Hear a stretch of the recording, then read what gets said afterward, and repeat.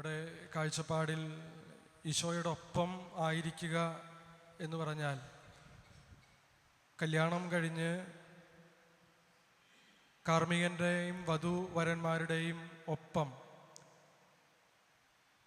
മാതാപിതാക്കളും സഹോദരങ്ങളും നിന്ന് ഫോട്ടോ എടുക്കുന്നത് പോലെയാണ്. ആ ഫോട്ടോയിൽ മാതാപിതാക്കൾ, വധൂവരന്മാരുടെ മാതാപിതാക്കളും സഹോദരങ്ങളും വന്നു നിൽക്കുന്നത് അവരുടെ രക്തബന്ധത്തിൻ്റെ പേരിൽ, അവരുടെ കുടുംബ ബന്ധത്തിൻ്റെ പേരിൽ, നാട്ടു നടപ്പിൻ്റെയൊക്കെ പേരിലാണ്. ചിലപ്പോൾ ആ കല്യാണത്തോട് ഉള്ളിൻ്റെ ഉള്ളിൽ താല്പര്യമില്ലാത്ത മാതാപിതാക്കളായിരിക്കും. ആ മക്കളുടെ വളർച്ചയിൽ ഒട്ടുമേ സഹായിച്ചിട്ടില്ലാത്ത മാതാപിതാക്കളോ സഹോദരങ്ങളോ ഒക്കെ ആയിരിക്കും. എന്നാലും അവരെല്ലാവരെയും നിർത്തി ഒരു ഫോട്ടോ എടുക്കുന്നത് പതിവാണ്.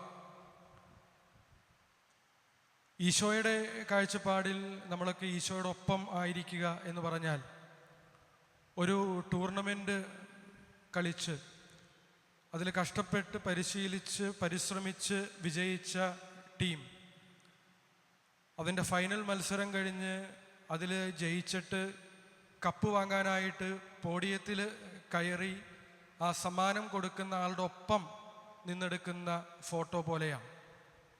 ആ ഫോട്ടോ നിങ്ങൾ ശ്രദ്ധിച്ചാൽ അറിയാം, അതിൽ ആ കളിക്കാരല്ലാതെ വേറെ ആരും ഉണ്ടാകില്ല. ആ ടീമിൻ്റെ കോച്ച് പോലും ഉണ്ടാവില്ല ആ കപ്പ് വാങ്ങുന്ന സമയത്തെ ഫോട്ടോയിൽ. അത് ഏതെങ്കിലും അവകാശത്തിൻ്റെ പേരിൽ കയറി നിന്ന് ഫോട്ടോയ്ക്ക് നിൽക്കുന്നതല്ല. ഏതെങ്കിലും രക്തബന്ധത്തിൻ്റെ പേരിലോ സ്വാധീനത്തിൻ്റെ പേരിലോ ഫോട്ടോയ്ക്ക് ആ പോഡിയത്തിൽ കയറി നിൽക്കാനായിട്ട് പറ്റില്ല.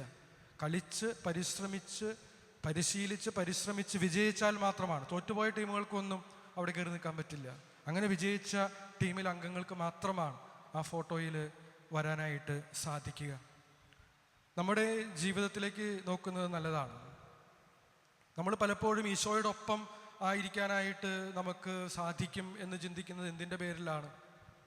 ഞാൻ മാമോദീസ മുങ്ങിയ ഒരു ക്രിസ്ത്യാനിയാണ്, ഞാൻ ക്രിസ്ത്യാനിയാണ്, അതുകൊണ്ട് ഈശോയുടെ ഒപ്പം നിൽക്കാനായിട്ട് എനിക്ക് സാധിക്കും, എൻ്റെ അവകാശമാണ് എന്ന് പറയുന്ന ആളുകളാണ്. അല്ലെങ്കിൽ കുടുംബത്തിൻ്റെ പാരമ്പര്യവും മഹിമയും പറഞ്ഞ് ക്രിസ്തീയ പാരമ്പര്യമുള്ള കുടുംബത്തിലംഗമാണ്, അതുകൊണ്ട് എനിക്ക് ഈശോയുടെ ഒപ്പം നിൽക്കാൻ പറ്റും, ഈശോയുടെ ഒപ്പം നിന്ന് ഫോട്ടോ എടുക്കാൻ പറ്റും. നടക്കില്ല.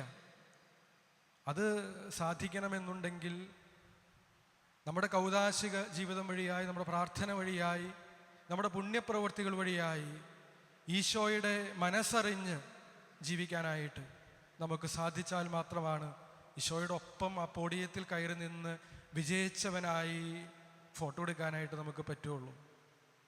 അതില്ലെങ്കിൽ പറ്റില്ല. അതുകൊണ്ട് നമ്മൾ ആത്മപരിശോധന ചെയ്യണം. എൻ്റെ ജീവിതത്തിൽ അത്തരത്തിൽ